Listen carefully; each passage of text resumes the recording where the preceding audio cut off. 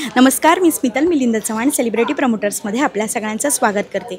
आपल्या सगळ्यांची लाडकी चॅनल आहे ते म्हणजे झी मराठी आणि त्याच्यावर एकदम छान अशी नवी कोरी असं सिरियल येते ज्याची आपण उत्सुकता दरवेळी बघत असतो, ती म्हणजे तारिणी.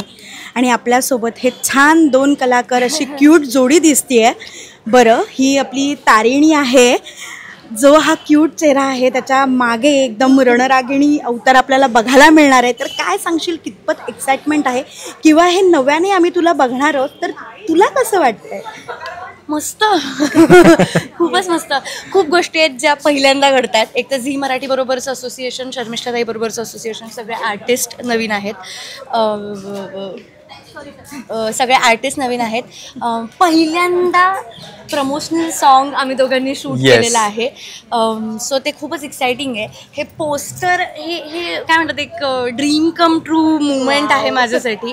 कारण आपल्या मराठी इंडस्ट्रीतल्याच खूप स्त्री पात्र करणाऱ्या कलाकारांचे मला मेसेज, शिवानी यार बा, हे ह्या ड्रीम रोल आहे यार शिवानी. हे मला लिटरली त्यांच्याकडनं जेव्हा आलं ना, तेव्हा मला असं झालं की हा यार, हे काहीतरी भारी घडतंय आपल्यासोबत. येस, आता तू म्हणालीस की तुझ्याच सहकलाकारांनी तुला एकदम मेसेज वगैरे केले, पण अशी एक कॉम्प्लिमेंट जी आजही पटकन आठवते.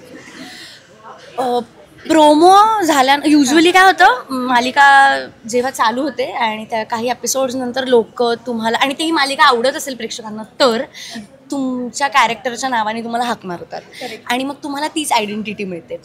पहिल्यांदा असं झालं आहे की प्रोमो आउट झाला आणि मी कुठेतरी जात होते, काहीतरी करत होते, शूज विकत घेत होते, काहीतरी असं करत होते आणि तिथे एकानी तारिणी अशी हाक मारली.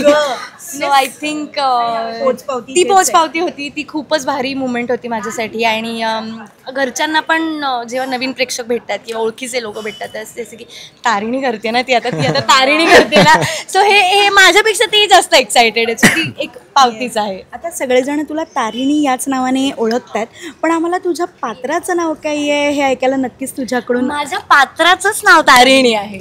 अच्छा, म्हणजे तुला तारिणी हे पण एक नवीन नाव आहे टायटल शोचं. कारण असं सहजासहजी नाही होत, पण मजा आहे, खूप मजा आहे. पण आय थिंक झीची ती मजा पण आहे ना, शिवा, पारू, कमळी, झीचा तो एक प्लस पॉइंट पण आहे.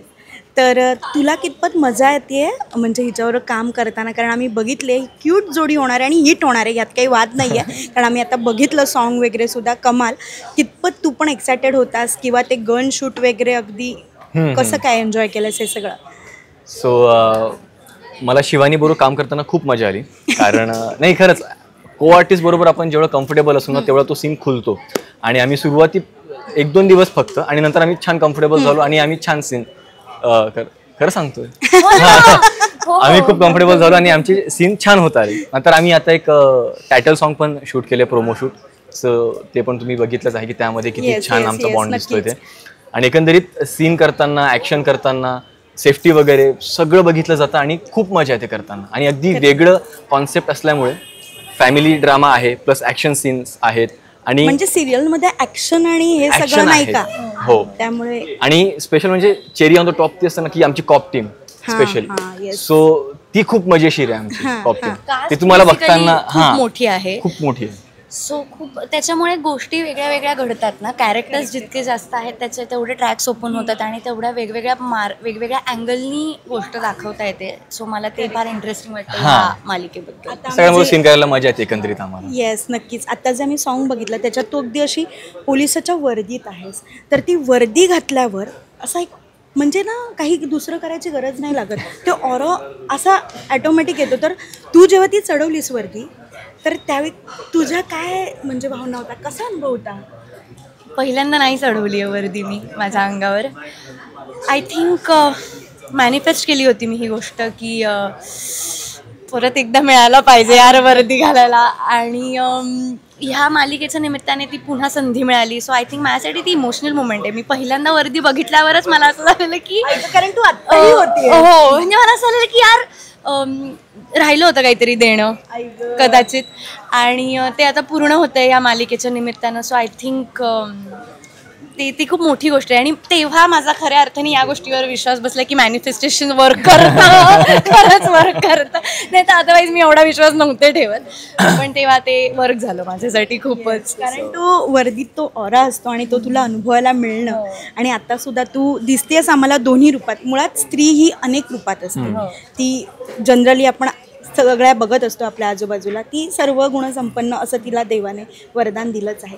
पण तू जर स्त्रीला, आजच्या स्त्रीला जर सांगायचं झालं, आपलं थोडंसं काही माहिती द्यायची झाली 2 शब्दात तुझ्या भाषेत, तर काय सांगशील की आजच्या स्त्रीने बाबा कसं जगावं किंवा कसं असावं? मला असं वाटतं ना की यावेळेस आपलं संरक्षण करायला श्रीकृष्ण कदाचित नाही येऊ शकणार आणि तो यायची आपण वाट नाही बघायला पाहिजे.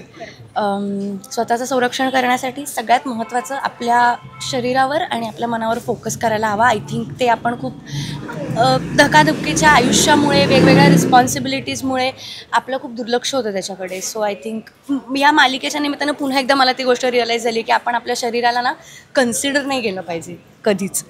ते खूप महत्त्वाचं आहे. आपण कायम त्या गोष्टीसाठी थँकफुल असायला पाहिजे. मी मध्येच अभिज्ञाला सांगत होते की यार रिअलाईज होते मला ही गोष्ट की किती महत्त्वाचं आहे एक बॉडी पार्ट आपल्यासाठी. पायाच्या नखापासून डोक्याच्या केसापर्यंत किती महत्त्वाच्या आहेत ह्या गोष्टी आणि आपण त्या जपल्या पाहिजेत. सो प्लीज प्लीज प्लीज स्वतःला अजिबातच डिमोटिवेट किंवा कन्सिडर करू नका तुमच्या शरीराला. त्याच्याकडे व्यवस्थित लक्ष द्या, व्यवस्थित खा प्या, व्यवस्थित एक्सरसाइज करा आणि खुश राहा. येस, नक्कीच. तू काय सांगशील की आजची आपली ही स्त्री आहे, तिला तू काय सांगशील किंवा कसं असावं? कारण तू आता बघतोयस की आपलं जनरेशन कसं चाललं आहे, बाहेरचं वातावरण कसं आहे, तर त्याबद्दल काय सांगशील? आणि ह्या सिरियलमध्ये असं काय काय बघायला मिळणार आहे किंवा त्यातून घ्यायला मिळणार आहे की नकळतच तो एक संदेशच असणार आहे आपल्या सगळ्या प्रेक्षकांना, तर काय सांगशील? हां, म्हणजे इन्स्पिरेशन तर भरपूर मिळणार आहे या सिरियलमधनं. आणि माझं म्हणणं की बिनधास्त तुम्हाला जे हवं लिव्ह युअर लाईफ तशा टाईपमध्ये. पण बाहेरचं सध्या वातावरण बघता एक थोडंफार सेल्फ डिफेन्स मला वाटतं की करायला हवं. आणि ऑफकोर्स हेल्थची काळजी घ्यायला हवी, एक्सरसाइज करायला हवं, योगा करायला हवा आणि बॉडी थोडी फ्लेक्झिबल असायला हवी. हे खूप मॅटर करतं कारण आम्ही ज्या प्रकारे स्टंट्स करतोय आता सो त्यामध्ये आम्हाला कळतं की बॉडी फ्लेक्झिबिलिटी खूप इम्पॉर्टंट आहे, खूप इम्पॉर्टंट. म्हणजे ज्या प्रकारे हव्यामध्ये उडून आम्ही लात मारतोय तेव्हा नाही कळत, पण नंतर रिअलाइज होतं की ओ हा काहीतरी वेगळाच बॉडी पार्ट करताना वाटत नाही, पण घरी गेल्यानंतर जाणवतं की अरे हे इथं काहीतरी दुखतंय रे. सो हे असं होतं. सो ते खूप इम्पॉर्टंट आहे करायला. तुझ्या लाईफ मधली तारिणी तू कोण म्हणशील की येस आणि तूही ते सांगायचे? खूप आहेत, खूप. पण आज असं पटकन नाव तुला घेऊसं वाटतंय?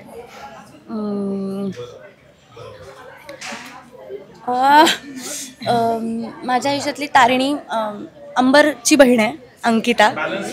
नणंद आहे म्हणजे ती माझी. आय थिंक शी इज माय तारिणी. कारण नो मॅटर वॉट काय प्रॉब्लेम्स असतील, काही व्यक्ती तुमच्या आयुष्यात येऊन तुम्हाला कायम इन्स्पायर करतात त्यांच्या काही वागण्यातनं. सो आय थिंक आत्ता माझ्यासाठी ऑफकोर्स माझी आई आणि माझ्या सासूबाई आहेतच, त्या दोघी आहेतच. पण ना कधी कधी तुम्हाला माहीत नसतं की तुमची लाईफ तुमच्यासमोर काय वाढून ठेवलेलं असतं, कुठली परिस्थिती.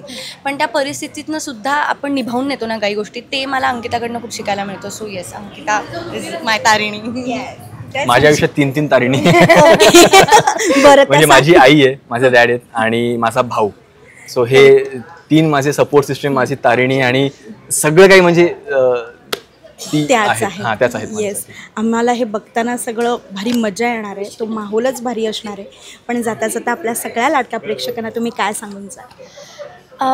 कळकळीची विनंती आहे किंवा काय म्हणतात, हां विनंतीच आहे की आम्ही खूप कष्ट घेतले तो तेवढंच बाकी आहे. पण आम्हाला हे करताना खूप मजा आली आणि मला खात्री आहे की तुम्हाला सुद्धा खूप मजा येईल. सो बघायला विसरू. आणि हा मेन म्हणजे तुम्ही डिसअपॉइंट नाही होणार. आणि जरी झालात तरी आम्हाला प्लीज कमेंट करून आम्ही 100% प्रयत्न करू तुम्हाला डिसअपॉइंट न करण्याचे. सो बघत राहा तारिणी, सोमवार ते शुक्रवार रात्री 9:30 वाजता फक्त आपल्या झी मराठीवर. खूप साऱ्या शुभेच्छा. थँक्यू. थँक्यू.